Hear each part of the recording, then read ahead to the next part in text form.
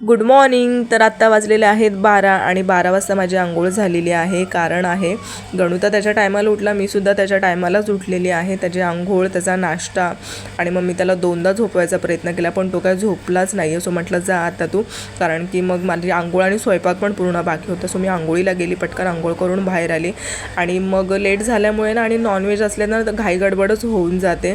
So मी त्याला बाहेरच सोडला मग खेळायला आणि मग मी ते पटकन मच्छी साफ करून घेतली, मॅरिनेट करून घेतली आणि म्हटलं पटकन आता फ्रायची तयारी करते. प्रियांका इथे येऊन काय सांगते माहीत नाही, काहीतरी सांगत होती मला ती. मी ते एका साईडला मग मच्छी फ्राय करायला घेतली आणि म्हटलं चला मच्छी फ्राय होते तोपर्यंत पटकन आपण वाटण वाटून घेऊया जेणेकरून मच्छीचा सार बनवायला. सो मी ते वाटण वाटून घेतलं आणि मग रस्सा वगैरे केला.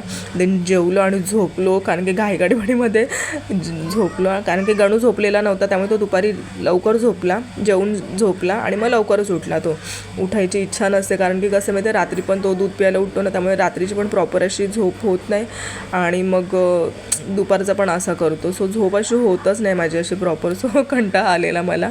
असो देन मग इथे मी त्याची रात्रीच्या जेवणाची तयारी करते.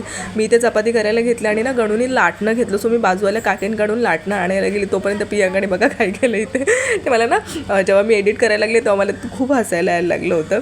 तर अशी गंमत झाली होती. देन मग पटकन इथे मी त्याला चपाती बनवून घेतली आणि मग आम्ही गेलेलो दळण टाकायला. तर म्हटलं चल जाऊया, कारण की त्या भाण्याने ॲटलीस्ट फिरून तरी येऊ आपण. सो दळण पण टाकलं, स्वामींचं दर्शन पण घेतलं, प्रसाद पण घेतलं. इतकं छान वाटलं ना म्हणजे स्वामींचं दर्शन झाल्याच्यानंतर. सो घरी आल्याच्यानंतर प्रियांका बोलली ताई ना फालुदा खायचं खूप मन होतं. म्हटलं आहे तर बनव. सो फालुदा पण बनवलेला, मला तर खायला मिळाला नाही पण भांडी मात्र मला घासावी लागली. सो फालुदा मम्मीने आणि तिने खाल्ला. सो आहे सेट करायला ठेवलं, मी पण खाईन. So bye guys.